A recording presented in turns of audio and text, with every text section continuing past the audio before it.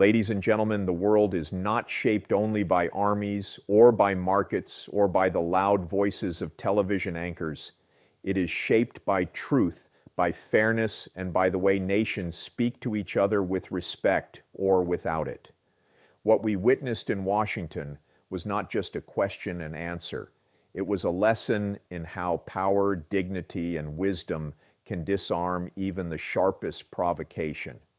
When CNN's reporter tried to corner India's prime minister with one of the sharpest and most carefully loaded questions of 2024, what followed left 1.4 billion Indians overjoyed and stunned audiences across America.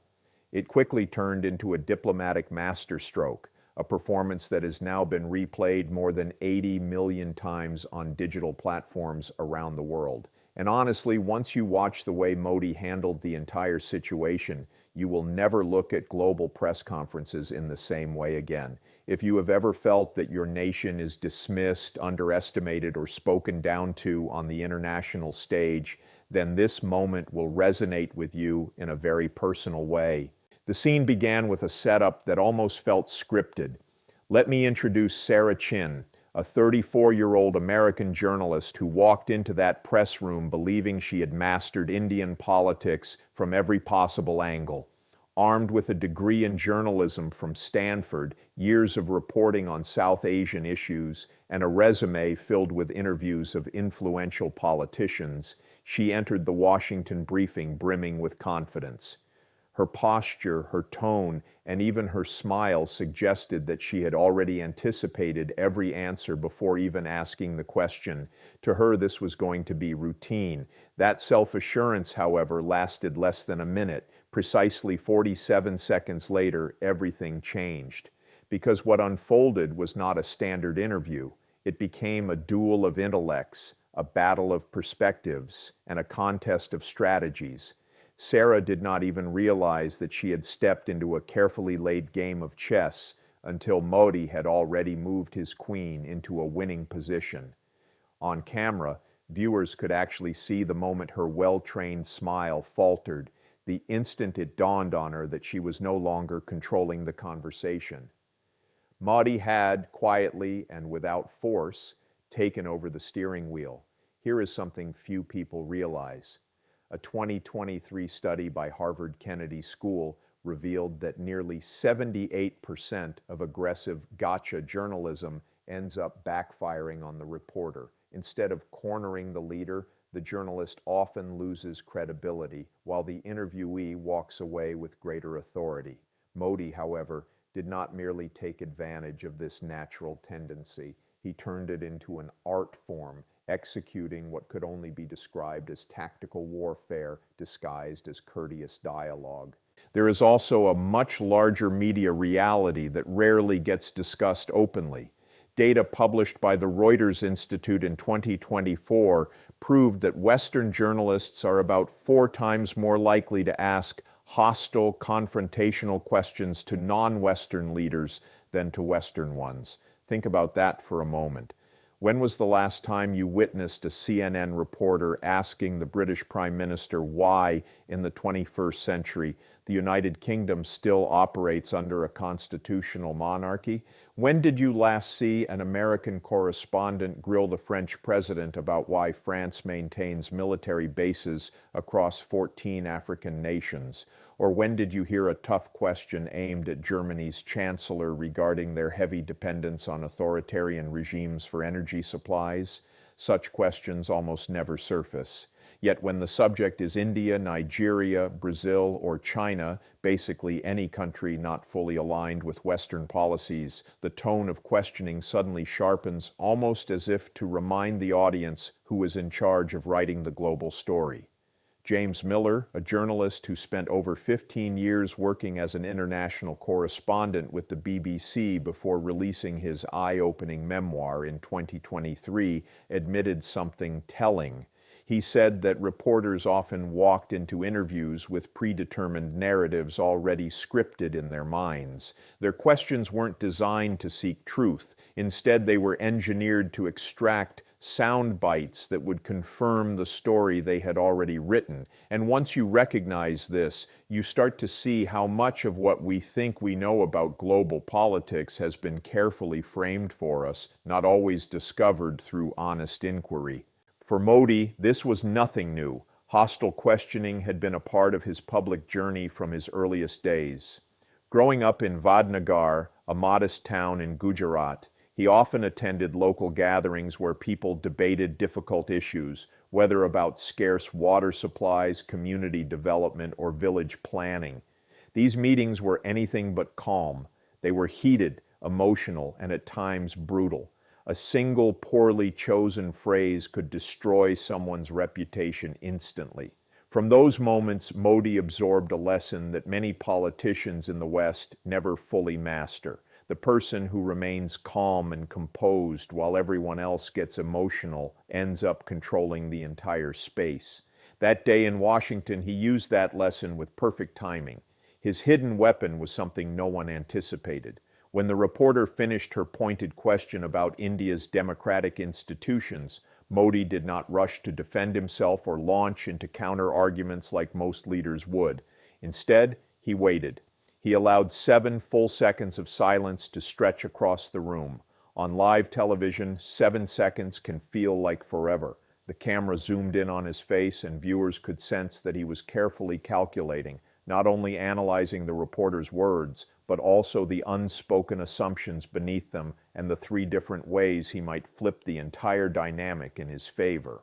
Dr. Amanda Foster, a scholar who has spent a decade studying body language in political interviews, later analyzed this footage. She explained that under pressure, most leaders reveal some flash of anxiety, an eye twitch, a defensive tone, or a flash of irritation. Modi looked almost entertained. He appeared as if he had been expecting this exact moment and had been preparing his counter for years. Research from MIT in 2023 even showed that a well-placed pause can increase the audience's retention of the speaker's message by over 34%. Silence, it turns out, makes people pay more attention. Here lies another cultural contrast. In America, when politicians feel cornered, their instinctive reaction is often to lash out, complaining about fake news, accusing journalists of bias, or snapping angrily. Modi did the opposite. He leaned slightly forward, offered a faint smile, and with the calmest tone possible said, "That's a very interesting perspective." With those simple words, the energy in the room shifted instantly. The reporter had been expecting a fiery defense that she could cut into dramatic clips. Instead, she encountered something far harder to counter: quiet, unshakable confidence. What followed was diplomacy wrapped in remarkable politeness. Modi's response was not a loud denial, nor was it a defensive rant. He spoke in measured sentences that left the room silent. He said, "I find it remarkable that a media organization from a nation where police departments have been placed under federal oversight for systemic discrimination, where unmarked graves of indigenous children were discovered in state-run schools as recently as 2021, and where incarceration rates remain the highest in the developed world, feels qualified to lecture the world's largest democracy about its institutions." For several long seconds, no one uttered a word. Robert Kim, a former senior U.S. State Department official who has negotiated with dozens of world leaders, later said he had rarely seen such precision in diplomacy. Modi not only answered the question, but he exposed the hypocrisy behind it. And because he did it with courtesy and composure, no one could accuse him of hostility. The Oxford Psychology Review, in its 2024 findings, confirmed the effectiveness of this approach. Calm assurance beats aggression in over 80% of high-stakes exchanges. When a leader presents hard facts rather than emotional reactions, they don't just win the debate, they highlight the weaknesses in the opponent's position. But Modi wasn't finished. He went on, "Perhaps our dialogue would be more productive if we focused on solutions instead of accusations. In India, over the last decade, we have lifted 270 million people out of extreme poverty. We have built more toilets than Europe has citizens. We have connected more people to electricity than the entire population of the United States. So maybe the real question is, how many people has your country lifted from poverty during this same period? The silence that followed was overwhelming. The truth was visible. While India was being targeted with criticisms, it had been producing results that many advanced nations could not match. Then came the final strike. Modi calmly pulled out a small note card and said, "Let's speak with numbers. India's economy grew by 7.2% last year. Meanwhile, the economies of the countries lecturing us averaged only 2.1%. These figures are from the World Bank, not from me." At that very instant, the framework of the entire conversation shifted. While Western media had been dissecting India's internal policies, India had been outperforming much of the developed world economically. He continued with more numbers. Our IT service exports crossed $190 billion. Our manufacturing created more jobs than the entire industrial workforce of several European nations combined. We became the world's fifth largest economy while also maintaining the world's largest democracy. For many Americans watching, this hit close to home. Lisa Jiang, who owns an engineering company in Ohio, said after viewing the exchange, "I started researching India as a place to do business. If their leader can stay calm under that pressure while delivering those results, maybe their system is much stronger and more efficient than our media usually suggests." The McKinsey Global Institute reported that countries led by confident and competent leaders attract nearly 40% more foreign investment compared to those whose leaders appear defensive or uncertain. The explanation becomes clear. Competence speaks louder than criticism. And then came one more moment that most people overlooked. Modi reminded the audience of an ancient Indian concept. We have a principle called Vasudhaiva Kutumbakam. The world is one family. But then he added something that many working in modern journalism rarely stop to consider. What ancient Indian thinkers understood about family relationships is something that today's global politics could learn a great deal from. Professor David Martinez, who teaches Sanskrit and Indian studies at Harvard University, laughed when he first saw the clip. In less than 30 seconds, he said, Modi gave that journalist a lesson rooted in wisdom more than 2,000 years old. He reminded her, without directly saying so, that India has been thinking about diplomacy since long before much of the Western world had even developed proper writing systems. And he delivered this reminder so smoothly and with such grace that she probably did not even realize she had just been taught something profound. In a family, Modi continued, when one member points out another's mistake, it is done with affection, with context, and with solutions in mind. A family member who only highlights faults without offering help, who criticizes without trying to understand, who speaks without first listening, is not actually seeking progress for the family. That person is only looking for dominance over it. The Cultural Psychology Journal published findings in 2023 showing that pride in one's civilization can raise collective national performance by nearly 28%. When leaders tie their answers to timeless cultural wisdom, it does more than sound impressive in a press room. It strengthens national unity and improves how other nations view them.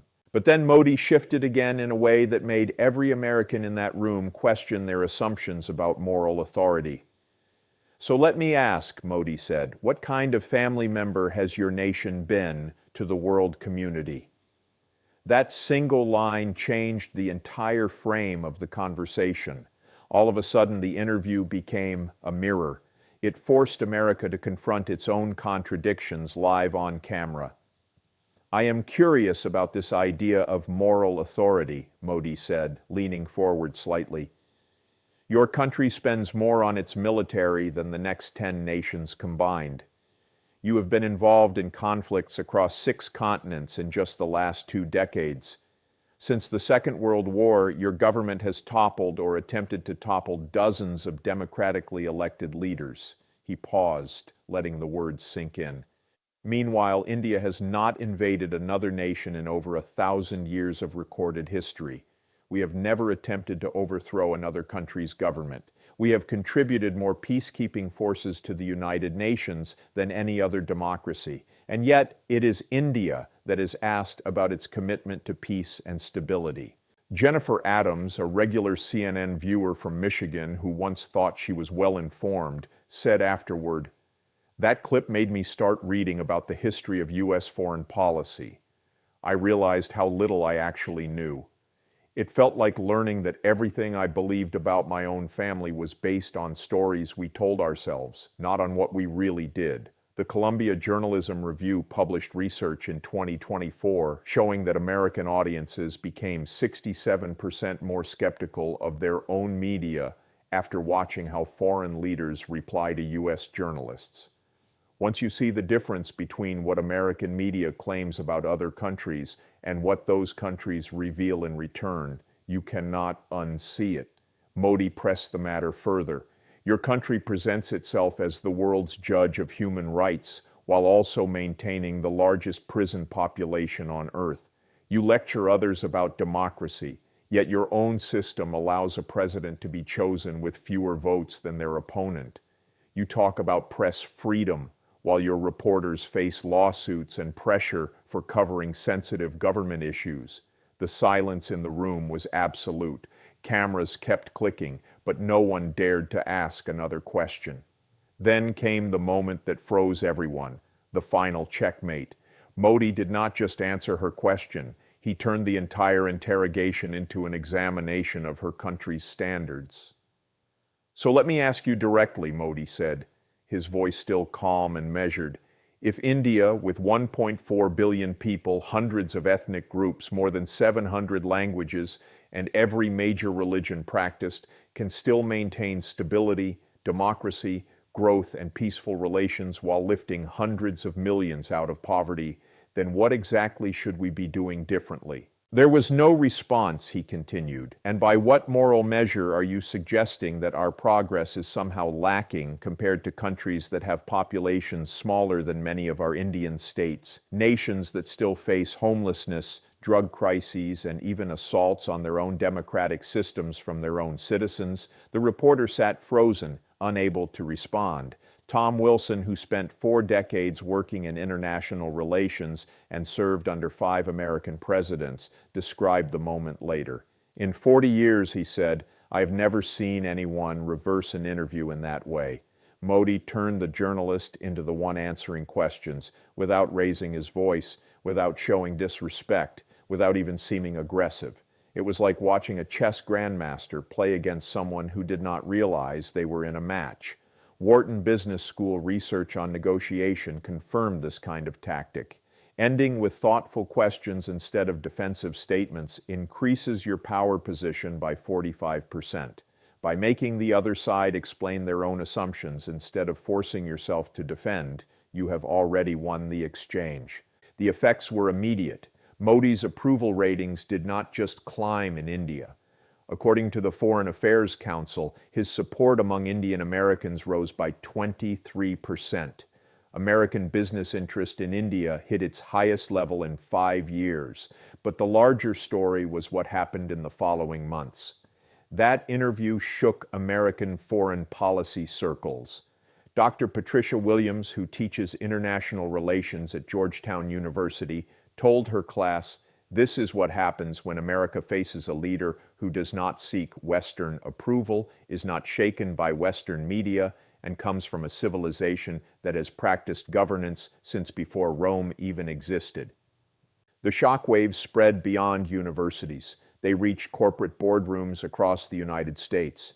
Within 3 months, American firms committed over $40 billion in new investments in India. Microsoft tripled its operations in India. Apple shifted more production lines there.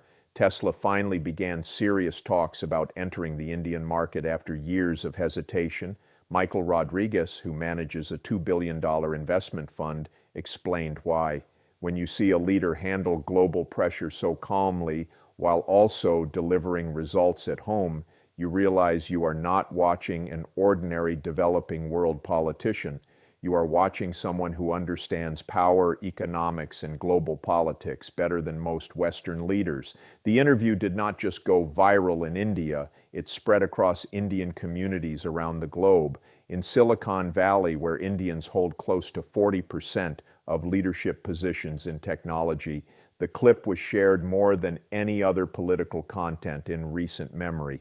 But what unsettled Americans the most was simple. Modi was correct on nearly every fact he raised. Sarah Chen, the journalist who conducted the interview, became part of the story herself as U.S. analysts dissected her approach. Foreign Policy magazine even ran an article titled, "When Journalists Become Propagandists: The Problem with Loaded Interviews." The article was scathing. It argued that Chen's questions revealed more about America's assumptions than about India's reality. When Modi flipped those assumptions back at her in the form of questions, he exposed the intellectual weakness inside a large part of American international journalism. The focus moved from India's democracy to the biases shaping how Western reporters try to frame global narratives. The fallout was impossible to ignore. Perhaps the most revealing reactions came not from experts, but from ordinary Americans who stumbled on the full video. Marcus Johnson, a truck driver from Alabama who has never left the U.S., saw the clip on Facebook. His response was direct. "I don't know much about India," he said, "but I do know what confidence looks like, and I know when someone is caught unprepared." That reporter looked like someone who brought a knife to a gunfight. Rachel Martinez, a high school teacher in Arizona, had a different but equally striking reaction. "I show this clip to my students when we study media literacy and critical thinking," she said. "It is the perfect example of how our assumptions about other nations can be completely wrong." What began as a tough press exchange had turned into a teaching tool in American classrooms. The video was eventually added to university course material, especially in departments of international relations, not as an example of Indian messaging, but as a case study in American media bias. The question facing teachers, students, and policymakers was clear. What does this reveal about America's role in the world? For decades, U.S. media acted on the belief that they could ask any leader any type of question with any framing, and that leader would simply accept it. Modi's calm dismantling of that assumption showed what happens when a leader no longer feels the need to seek American approval. The consequences were deep. India's economy is growing faster than America's. Its space missions launch at a fraction of NASA's costs. Its digital payment systems outpace anything seen in the United States. Its pharmaceutical industry provides more affordable medicine to the world than any other country.